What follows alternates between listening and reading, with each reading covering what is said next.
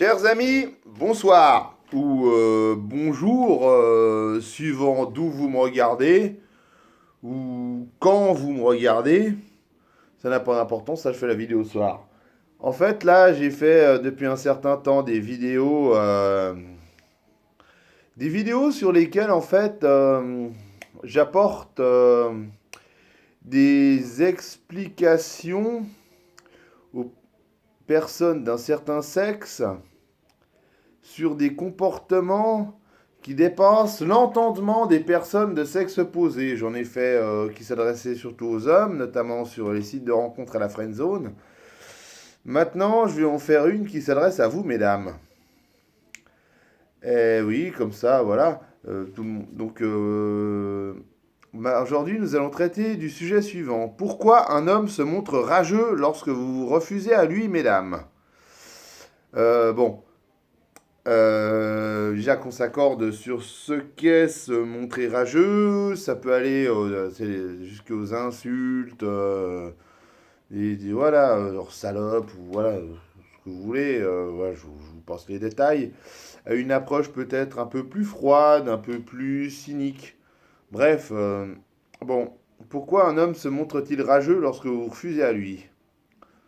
Bon, que les choses soient bien claires, hein, je ne suis pas du tout en train de faire l'apologie d'un tel comportement, ni même d'essayer de le défendre de quelque façon que ce soit. D'ailleurs, le but de cette vidéo, ce n'est pas de donner mon opinion, c'est tout simplement de vous expliquer les raisons d'un tel comportement de la part d'un homme, de la manière la plus neutre possible, en me basant sur une synthèse d'études que j'ai effectuées par le biais de livres, d'internet, de témoignages et d'expériences personnelles. Bon, en fait, ce serait long forcément d'énumérer pardon, toutes les raisons, mais en tout cas, on va évoquer les principales raisons.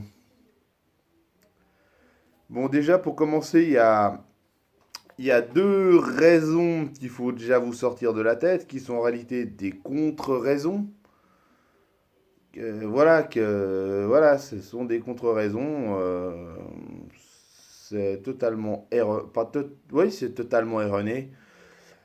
Arrêtez de croire que c'est parce que uniquement parce que c'est un misogyne qui a aucun respect pour les femmes. Je sais que pour bon nombre d'entre vous, c'est la raison principale, mais c'est une erreur. Ce n'est pas parce que la doxa ambiante et les podcasts féministes qui pullulent sur Internet ou que sais-je, ou encore les bouquins rédigés par des féministes également, vous enseignent ça depuis votre adolescence, voire votre prépuberté, mais c'est une grave erreur. C'est une très grave erreur. La vérité est bien plus compliquée. Deuxième contre-raison, ce serait un psychopathe. Eh bien, mesdames, si vraiment c'est un psychopathe, du moins au sens où l'entend de la plupart d'entre vous, je vous dirais que vous avez bien de la chance de vous en tirer à si bon compte. Bon, maintenant, on va aller sur les vraies raisons. Les quatre principales raisons.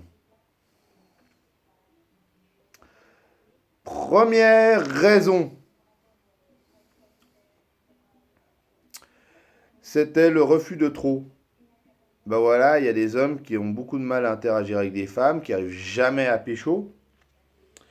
Il peut y avoir plusieurs raisons à ça, hein. Peut-être que qu'ils sont un peu timides, dans le sens où ils perdent tous leurs moyens lorsqu'ils approchent une fille qui leur plaise. Donc du coup, ben, ça va capoter, ou peut-être encore qu'ils se tirent une balle dans le pied avec un loup pourri, ou que sais-je. Et voilà, quoi qu'il en soit, ça dépasse leur entendement. Donc il n'y a pas moyen qu'ils se remettent en question.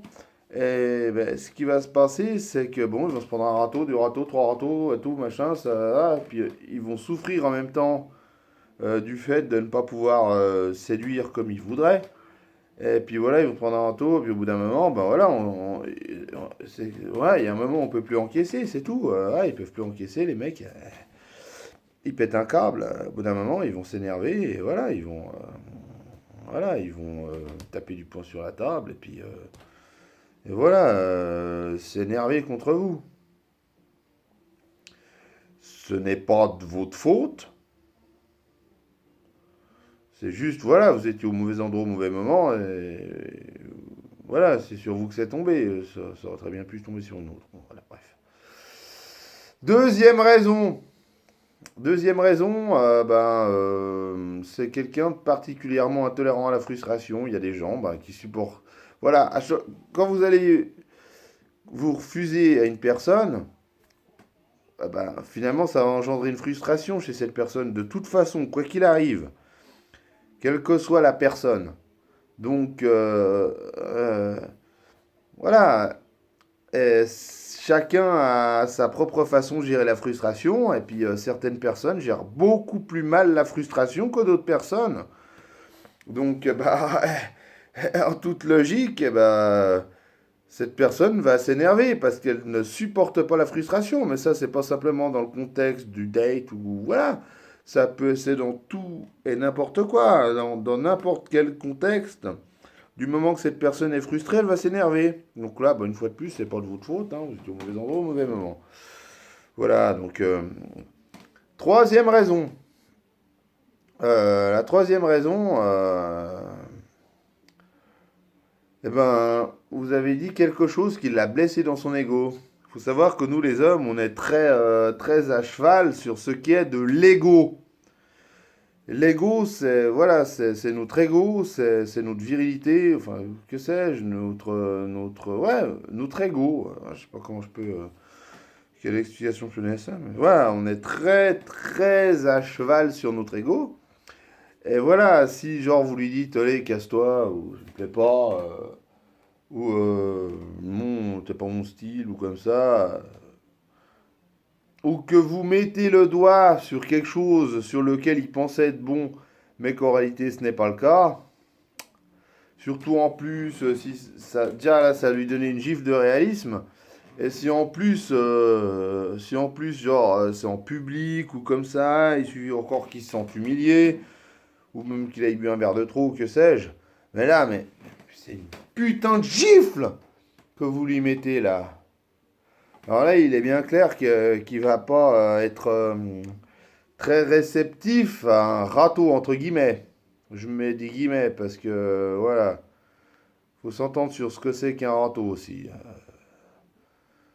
Un râteau, ça peut être aussi bien un casse-toi pauvre con ou une gifle qu'un non.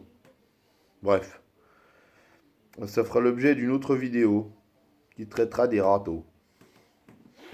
Bon, euh, donc voilà, je veux dire, donc voilà, il va s'énerver tout naturellement, peut-être été blessé dans son ego, et si en plus il s'est senti humilié, alors là, si le gars en plus, voilà, c'est un sanguin et tout, il est bien clair que voilà, vous n'allez pas y échapper.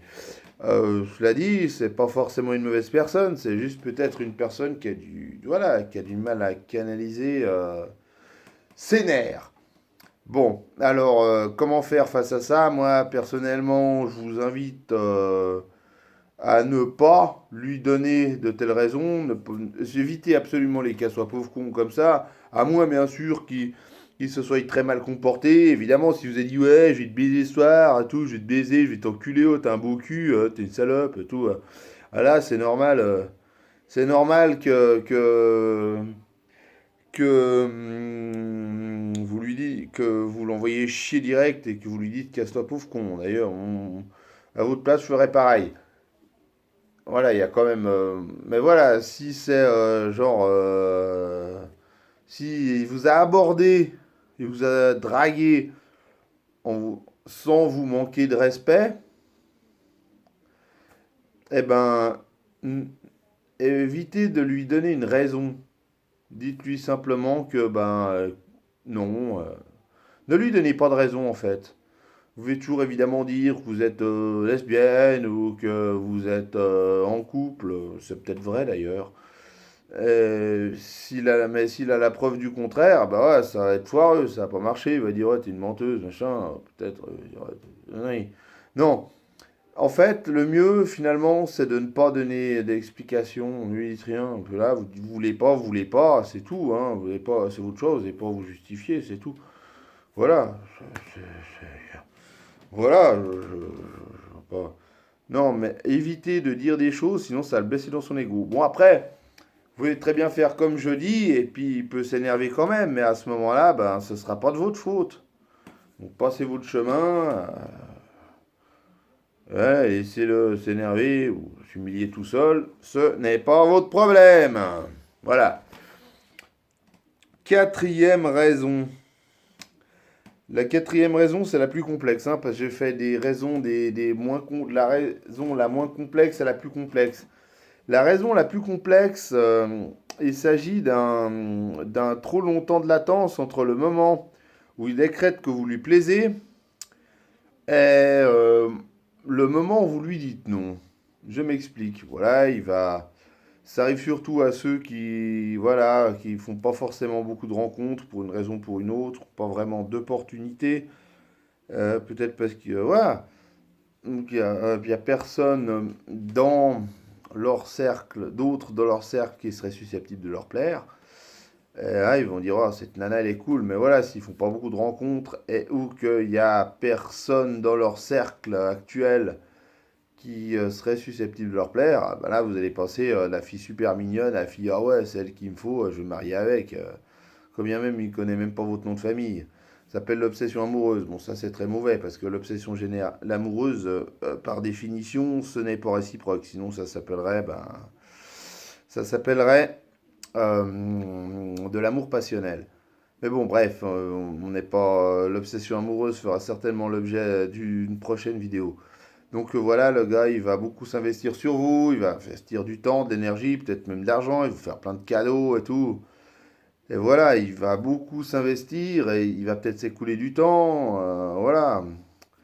Et ce qui va se passer quand vous lui direz non, et ben comme il a investi beaucoup, ouais, s'est beaucoup investi dans cette relation, ben peut-être que bah voilà, ça va à lui faire beaucoup plus mal qu'un râteau normal en fait. Parce que quand on a investi beaucoup de temps, d'énergie, et parfois même d'argent dans la parade nuptiale, eh ben ça fait beaucoup plus mal. Voilà, vous voyez, c'est bien pire parce qu'on a le sentiment d'avoir perdu la mise. Vous jouez au poker, d'accord? Si vous avez un tournoi de poker, vous participez à un tournoi de poker, vous avez misé peut-être un franc symbolique. Vous perdez, c'est pas grave. Mais par contre, si vous avez misé 100 balles, alors là, ça vous fera bien plus chier. Et ben voilà, là c'est pareil. Bon, c'est une métaphore, mais bon, j'aime bien m'exprimer avec les métaphores, en fait. Donc, mesdames, si un mec, Thomas Mouzou commence à vous faire plein de cadeaux et tout, commence à vous faire plein de cadeaux et tout le temps être là pour vous, bah, en fait, bah, ça veut juste dire qu'il est amoureux de vous. Donc si vous n'êtes pas intéressé, dites-lui tout de suite, mettez tout de suite les choses au point, dites-lui non. Écoute, ouais, je veux bien accepter ces cadeaux, mais sache que je suis pas amoureuse de toi. Comme ça, voilà, ça lui évitera de s'investir gratuitement pour vous. Voilà, et puis, bon, et voilà, dites ça direct. Bon, peut-être que, voilà. Et voilà, sinon, ce qui peut se passer à ce moment-là, c'est que, bah, il aura ce sentiment de s'être investi pour rien, et ça va le faire beaucoup plus chier qu'un râteau classique. Et là, bah voilà, vous y aurez peut-être droit. Même si c'est pas certain. Bon, alors évidemment, si vous écoutez pas mes conseils, parce qu'il y en a, ils vont dire ouais, il y en a, ils vont dire ouais, c'est flatteur et tout, c'est cool et tout d'avoir un mec comme ça et tout qui nous file tout, qui nous offre des cadeaux. Ben alors ça, une belle preuve d'égoïsme de votre part. Donc, si après, vous vous retrouvez face à un rageux, eh ben alors à ce moment-là, c'est de votre faute. Parce que vous êtes égoïste, il faut vous en prendre qu'à vous. Alors faites comme je vous ai dit. Peut-être qu'il s'énervera quand même, mais au moins, ce ne sera pas de votre faute. Voilà, mesdames, les 4 principales raisons pour lesquelles un mec se montre rageux, parce que vous refusez à lui. Sur ce, à bientôt.